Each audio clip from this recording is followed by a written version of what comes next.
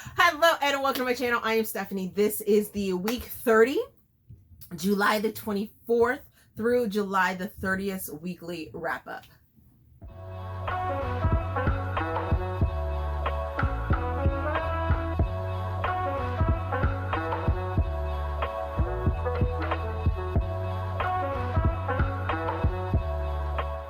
Okay, so I am back from Apollycon. It was wild. It was crazy. I do actually still have a voice, sort of. I can feel that it's a little like low because there was some yelling going on during the event. I hope you guys are looking forward to the Apollycon vlog. I filmed a whole bunch of footage for you guys, and I have a huge haul. Surprisingly, it's like 3 bags full of stuff, so I'm very proud of myself. I will be doing a giveaway either through that vlog or sometime upcoming, but I have some goodies to give out to people. So that is what I have been doing for all of last week for the most part. It started on Thursday and went through this morning, Sunday, which is why you're getting me like this today. There was no getting ready and putting on any hair or anything like that. But yeah, I have lots of thoughts and feelings on that as well, especially coming off of a book convention. But I will leave those thoughts for that vlog because I still got to close that out.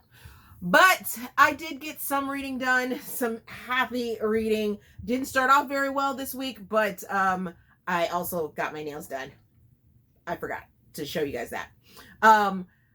It didn't start off as a good week, but it ended pretty good with the reading that I am doing. But here are my nails. So I had them specially done for Apollycon. I don't know if you can see currently. The blues are turning to a purple so that they can sort of represent my branding color and channel and stuff like that. And then I got my nail tech to, oh, no, okay. How about we do it that way? So you guys can maybe see it. Hopefully it focuses in. And okay, let's try this. I'm gonna sit back, gonna show off my nails, and then I'm gonna, all you see, wait, finger forward. There we go. All right, so there is my book nail that I think is so adorable. And at the right angle, it looks like a book. But for some reason, my camera doesn't want to focus. It's like, where's your face? Where's your face, Stephanie? We're not going to spend too much time on this because I want to get this done. Then I want to write some notes and some final thoughts and things like that for the vlog. And I still need to get you guys my like music vlog. I hope you guys saw my, well, if you're not on TikTok, you wouldn't have seen it, but I will throw it up over on YouTube and as well as on Instagram Instagram regular, that my little sort of condensed vlog for Apollycon. So what did I finish last week? I finished, well, didn't finish, All the Stars and Teeth number 1 by Adalyn Grace. This is marketed and labeled in my library as a sci-fi teen book. I'm placing it in new adult fantasy, and I found it to be trash. I don't think it fits either one of those categories, especially the YA or teen sort of label to it. I DNF this at 20%. I gave it 1 star. I'm giving it 1 star. 0 Steam fans, which is good because it's supposed to be a teen YA book. But I had it as an ARC through NetGalley, and I listened to it as an audiobook from my Hoopla. Let me just tell you, within that first 20%, there is a very, very, very, very, very, very, very gruesome torture and sacrifice scene that, I'm sorry, I don't even want my 14-year-old to read about, let alone, have that visualization in his head. I mean, he watches we've allowed him to watch some, parent approved type stuff that is like MA, but we always leave that door open for, if there's questions that need to, be asked or what have you.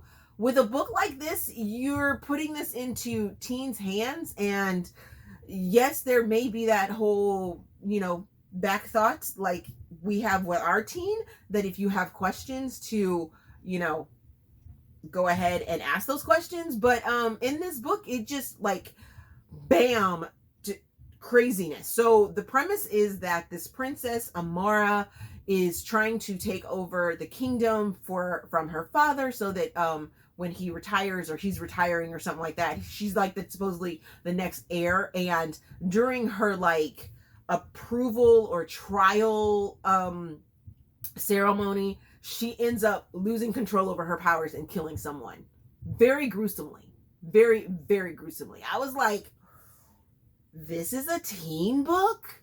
Are you serious? But there's a lot of world building within that 20%, and lots of foreign made up words, or maybe just foreign words. But I didn't have the patience to like write down a whole glossary of things that I will need to know to finish this book. So I DNF'd it. The next book that I finished was Grumpy Romance, which is Billionaire Dad's #1 by Nia Authors, placing this in contemporary interracial romance, giving it 4.25 stars, giving it 2.5 Steam fans. Had this as an ebook through KU. I'm very hit and miss with Nia Authors. She is a Black author, but I did enjoy this one. There are content warnings for cancer, cheating, family dynamic issues. We have a boss employee sort of working environment situation going on, and some grief on some people's behalves, and death. So yeah, we have Kenya, who is this very strong-willed woman that isn't necessarily college educated, but very much experienced in what she does. She improves and has been like employee of the month type thing for this company that she has been working for a little while, and she's gotten rave reviews. So she's on the boss's radar to possibly help take off the pressure that he has with one of his companies. Well, the day that he is going to approach her or to give her this promotion, she has just caught her supposed fiance sleeping with her sister. So I almost was like, I don't know that I can deal with this messy dramaness. But I went ahead and kept on because I sort of like the way that Kenya handled herself in that situation. And then there were parts of it that I was just like, girl, why are you giving this sister so much credit and so much like real estate in your mind of what she's doing? That part was kind of annoying. But you have Holland, who is the eccentric billionaire CEO company person who is who ends up hiring Kenya because even though she kind of cussed him out during their first meeting, she breaks one of his plants as well, or he breaks her plant, something like that. A plant gets broken, but he still ends up having her run what he needs her to run. Although there are parts of this book where it is very, it touches on that discussion of a men's world sort of thing, where the woman is just there to be like that assistant, get coffee, what have you. And I liked the way that Nia ended up handling Kenya's character when she is faced with some of these issues. So overall, I enjoyed the book. I enjoyed the way that Holland was a single dad, and the way he cared for his little girl. I was just like, oh, loved that, ate that all up. And I actually like the way that Holland and Kenya bantered back and forth, if you can say. I mean, this is like true like enemies. She doesn't see any of the good parts until he finally lets down his walls, and he doesn't see her softer side until she finally lets down her walls. And I was here for that. I was here for that. Yes. The next book that I finished, that I get to tell you guys about, was the Hookup Plan, which is the Boyfriend Project #3 by Farrah Rochon. And this is a contemporary Black love. I told you guys that this was going to be a good book, and I was not wrong. Farrah put her whole damn foot in this book. I'm giving it 4.75 stars because I think there was like one little thing that I was like a little annoyed by, but it wasn't enough to like not give it 5 stars on Goodreads, because of course on Goodreads I rounded up. So I'm giving it 4 Stain fans because right off the bat we get reunion one night stand. So I was like, yes. Thank you very much. I have this as an ARC. It comes out August the 2nd, I believe. So you guys got a couple more days to wait, but you should go out and get it. Go out and get it because it's so good. It is so good. Farrah is a Black author, if I hadn't been raving about that already. This is enemies to lovers, high school rivals. So we have London, we have Drew. London is a pediatric surgeon, and she is doing her residency. She's in the last year, and she's in this hospital that is steeped and riddled with misogyny. Yeah. But she is a bright star. She has some hospitals that are courting her for her fellowship and want her badassness over there. But what we know about London from the other 2 books is that she is very much a workaholic. And this book opens with her sort of showing off those workaholic, controlling sort of tendencies with the high school reunion that she was co-valedictorian of and class president for, and seeing those kind of control issues come out when she's like, got to make sure everything is perfect and things like that. And when she sees that her rival, her co-valedictorian partner, actually showed up to the reunion as well, Drew, she's like, I'm back in my play, back in that mindset of having to be the best and wanting things to go right. But Drew has become fine, and I don't think he was ugly back when they were in high school. I believe they had like a little, if I'm remembering correctly, because there were so many good parts, that some of those small little details that I was just like, throw that out. Okay. I just know that they're rivals and they were enemies to lovers.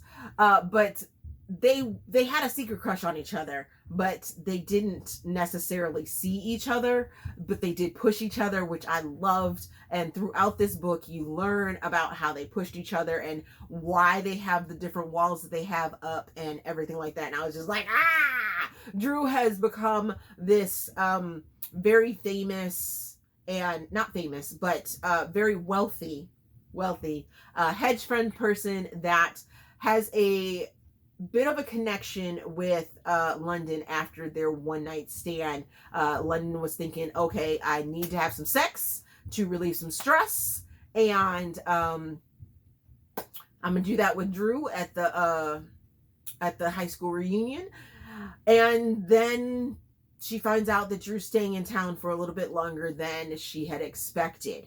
I loved the banter between them. I loved that Drew didn't push London too much to step out of her comfort zone to sort of peel that onion back to find out why she was the way she was. And London didn't push too hard on Drew either. And I don't believe there was a black moment in this. And if there was, it was super fast and quick, and I was happy for that. But I absolutely loved it.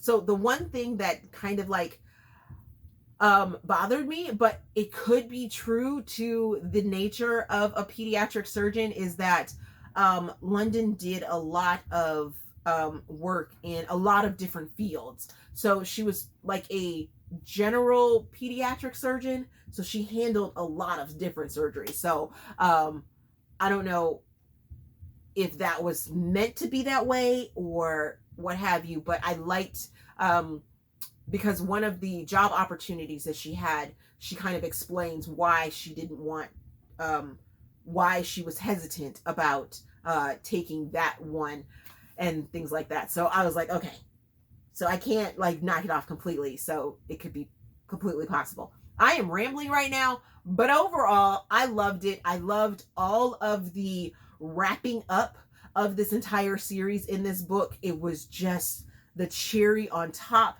it didn't deter, the wrapping up of the series didn't deter from London and Drew's romance, but it gave this like perspective that was just like, oh, it was just all so warm and fuzzy and gooey, and I was here for it. I cannot wait to see what else Farrah ends up giving us, because mwah, I love this series. Loved it so much.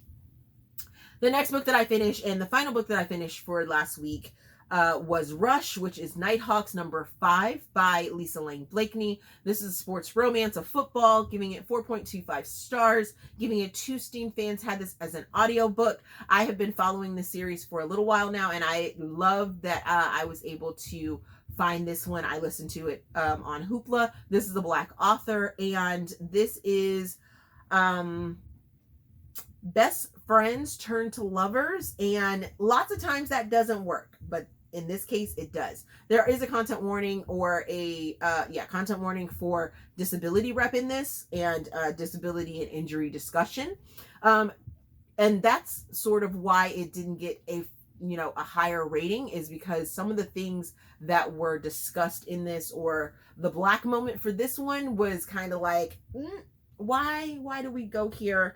But I did like that Lisa wrapped it up pretty quickly and didn't let the miscommunication fester. So there was miscommunication, but then it was like, I'm gonna call you out on this, and we're gonna wrap it up. So before I get too far ahead of myself, we have Mia and we have Rush. Rush ends up becoming a NFL player. He was a college football player. He met Mia when they were at the same university. She had inspiration and aspirations to become a Olympic volleyball player, but then she has an injury that changes her trajectory, and through all of the injury and Rush becoming a famous football star, they have remained friends and sort of each other's rocks. They're best friends, and I was here for this. I also wasn't too keen on how stubborn Mia was. If I had a best friend that I, sort of had feelings for, or didn't completely look at them as just my best friend, that like, or the switch hadn't been flipped yet, the friend that was helping me out, I wouldn't, the things that they were doing, they, as a best friend, that they don't have to do them for you.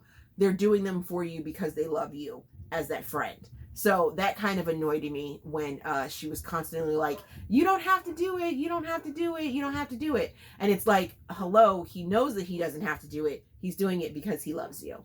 So yeah, that was like a couple of things that kind of irked me about this book, but otherwise I loved it. And I need more football players from the Nighthawks. Lisa, hook me up.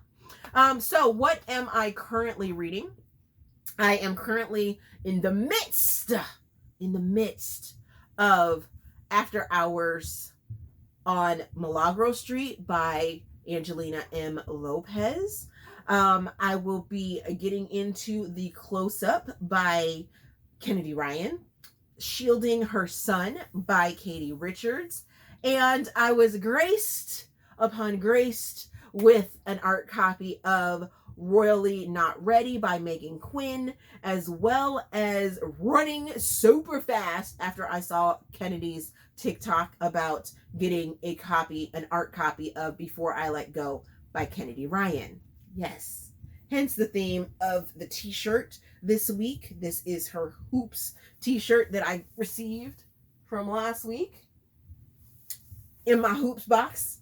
Had to represent.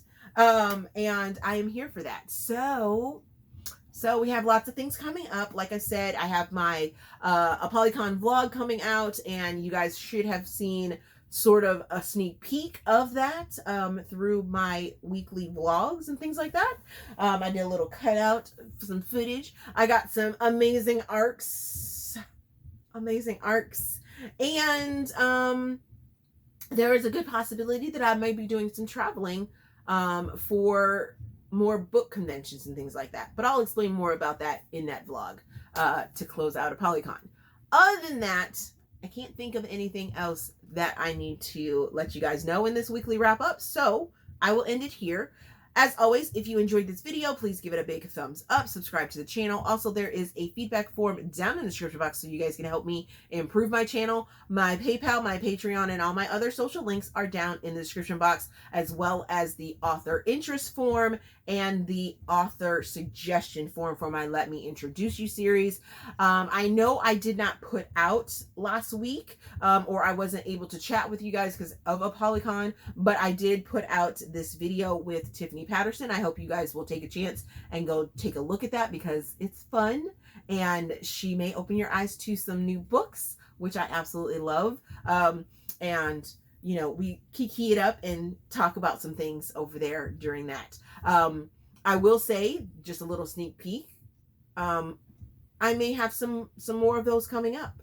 Yes, some very fun and interesting ones. So other than that, thank you guys for watching, and I will see you in another video.